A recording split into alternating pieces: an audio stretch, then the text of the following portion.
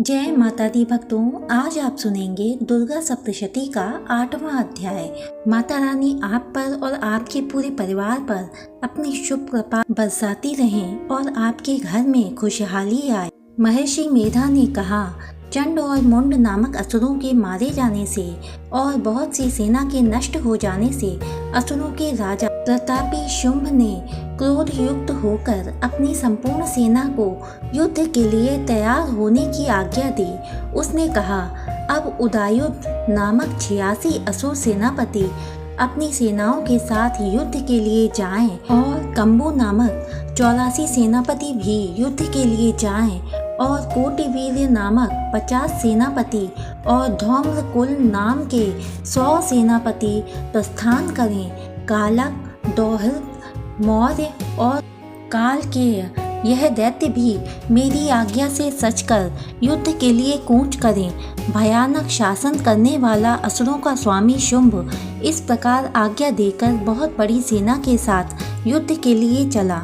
उसकी सेना को अपनी ओर आता देखकर चंडिका ने अपनी धनुष की टंकोर से पृथ्वी और आकाश के बीच का भाग गुंजा दिया। हे राजन, इसके पश्चात देवी के सिंह ने दहाड़ना आरंभ कर दिया और अंबिका के घंटे के शब्दों ने उस ध्वनि को और भी बढ़ा दिया। धनुष की टंकोर, शेर की दहाड़ और घंटे के शब्द से पृथ्वी और आकाश के बीच का भाग गूंज उठा और इसके साथ ही देवी ने अपने मुख को और भी भयानक बना लिया।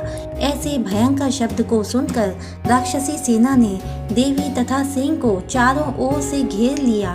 हे राजन, उस समय दैत्यों के नाश के लिए और देवताओं के हित के लिए ब्रह्मा, शिव, कार्तिकेय, विष्णु तथा इंद्र आदि देवों की शक्तियाँ, जो अत्यंत पराक्रम और बल से संपन्न थीं, उनके शरीर से निकलकर उसी रूप में चंडिका देवी के पास गईं। जिस देवता का जैसा रूप था, जैसे आभूषण थे और जैसा वाहन था, वैसा ही रूप, आभूषण और वाहन लेकर उन देवताओं की शक्तियाँ दैत्यों से युद्ध करने के लिए आईं।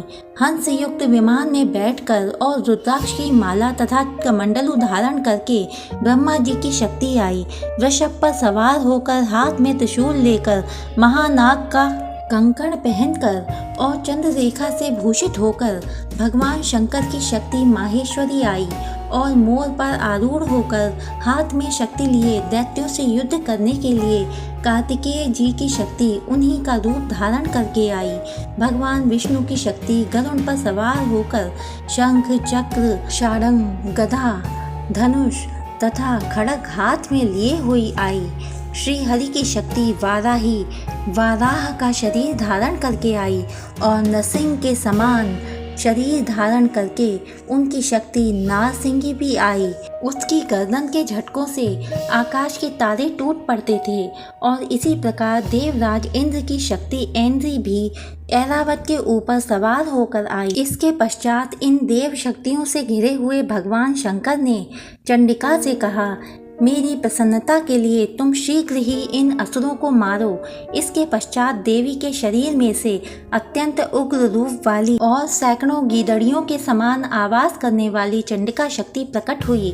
उस अपराजिता देवी ने धूमिल जटा वाले भगवान श्री शंकर जी से कहा, हे प्रभु, आप मेरी ओर से दूत बनकर शुंभ और निशुंभ के पास जाइए और उन अत्यंत गर्वीले दैत्यों से कहिए तथा उनके अतिरिक्त और भी जो दैत्य वहाँ युद्ध के लिए उपस्थित हों, उनसे भी कहिए, जो तुम्हें अपने जीवित रहने की इच्छा हो तो त्रिलोकी का राज्य इंद्र को दे दो। देवताओं को उनका यज्ञ भाग मिलना आरंभ हो जाए और तुम पाताल को लौट जाओ। किंतु यदि बल के गर्व से तुम्हारी लड़ने की इच्छा हो तो फिर आ जाओ। तुम्हारे मांस से मेरी योगिनियाँ तृप्त होंगी, क्योंकि उस देवी ने भगवान शंकर को दूत के कार्य में नियुक्त किया था, इसलिए वह संसार में शिव दूती के नाम से विख्यात हुई। भगवान शंकर से देवी का संदेश पाकर उन दैत्यों के क्रोध का कोई आर पार न रहा और वह जिस स्थान पर देवी विराजमान थी वहां पहुंचे और जाने के साथ ही उस पर बाणों और शक्तियों की वर्षा करने लगे। देवी ने उनके फेंके हुए बाणों, शक्तियों, त्रिशूल और फरसों को अपने बाणों से काट डाला और काली देवी उस देवी के साथ आगे खड़ी होकर शत्रुओं को त्रिशूल से विदीर्ण करने लगी और खटवांग से कुचलने लगी। ब्राह्मणी जिस तरफ दौड़ती थी उसी तरफ अपने कमंडल का जल छिड़क कर दैत्यों के वीर्य व बल को नष्ट कर देती थी और इसी प्रकार माहेश्वरी त्रिशूल से, वैष्णवी चक्र से और अत्यंत कोप वाली कौमारी शक्ति द्वारा असुरों को मार रही थी और इंद्र के बाजू के प्रहार से सैकड़ों दैत्य रक्त की नदियां बहाते हुए पृथ्वी पर सो गए। वाराही ने कितने ही राक्षसों को अपने थूथन द्वारा मृत्यु के घाट उतार दिया। दानों के अग्रभाग से कितने ही राक्षसों की छाती को चीर डाला और चक्र की चोट से कितनों ही को विदीर्ण करके धरती पर डाल दिया। बड़े बड़े राक्षसों को नारसिंही अपने नखों से विदीर्ण करके भक्षण कर रही थी और सिंहनाद से चारों दिशाओं को गुंजाती हुई रणभूमि में विचर रही थी। शिवदूती के प्रचंड अट्टहास से कितने ही दैत्य भयभीत होकर पृथ्वी पर गिर पड़े और उनके गिरते ही वह उनको भक्षण कर गई। इस तरह क्रोध में भरे हुए मातृगणों द्वारा नाना प्रकार के उपायों से बड़े बड़े असुरों को मरते हुए देखकर राक्षसी सेना भाग खड़ी हुई और उनको इस प्रकार भागता देखकर रक्तबीज नामक महापराक्रमी राक्षस क्रोध में भरकर युद्ध के लिए आगे बढ़ा। उसके शरीर से रक्त की बूंदें पृथ्वी पर जैसे ही गिरती थीं, तुरंत वैसे ही शरीर वाला वैसा ही बलवान दैत्य पृथ्वी से उत्पन्न हो जाता था। रक्तबीज गदा हाथ में लेकर इंद्र के साथ युद्ध करने लगा। जब इंद्र शक्ति ने अपने वज्र से उसको मारा तो घायल होने के कारण उसके शरीर से बहुत सा रक्त बहने लगा और उसकी प्रत्येक बूंद से उसके समान ही बलवान तथा महापराक्रमी अनेकों दैत्य भयंकर रूप से प्रकट हो गए। वह सबके सब दैत्य बीज के समान ही बलवान तेज वाले थे। वह भी भयंकर अस्त्र शस्त्र लेकर देवियों के साथ लड़ने लगे। जब इंद्र के वज्र के प्रहार से उसके मस्तक पर चोट लगी और रक्त बहने लगा तो उसमें से हजारों ही पुरुष उत्पन्न हो गए।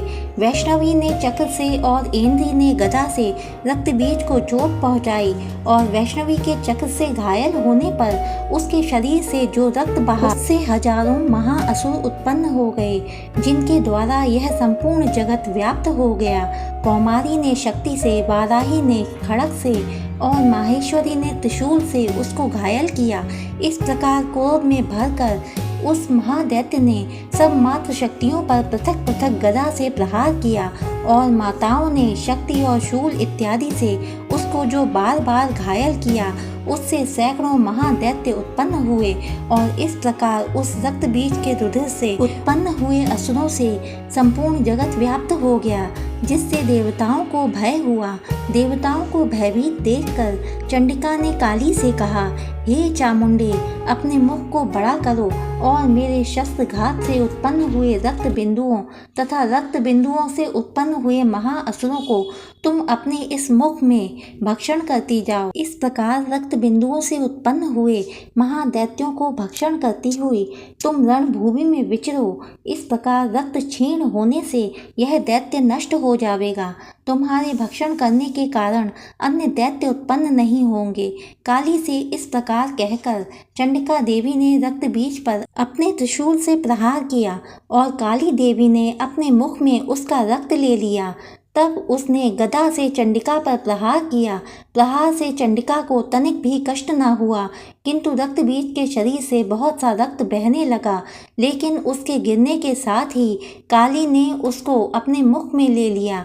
काली के मुख में उस रक्त से जो असुर उत्पन्न हुए उनको उसने भक्षण कर लिया और रक्त को पीती गई। तदनंतर देवी ने रक्त बीज को, जिसका की खून काली ने पिया था, चंडिका ने उस दैत्य को वज्र, बाण, खड़ग, इत्यादि से मार डाला। हे राजन, अनेक प्रकार के शस्त्रों से मारा हुआ और खून से वंचित वह महादैत्य रक्त बीज पृथ्वी पर गिर पड़ा।